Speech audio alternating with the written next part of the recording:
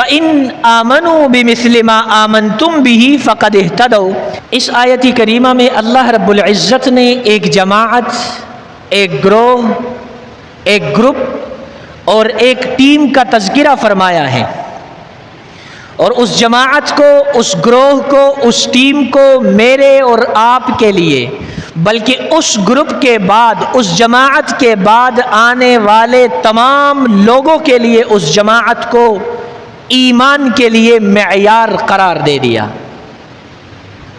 اور اسی جماعت کو مخاطب کر کے ارشاد فرمایا فَإِنْ آمَنُوا بِمِثْلِ مَا آمَنْتُمْ۔ اے جماعت صحابہ، اگر آپ کے بعد آنے والے لوگوں نے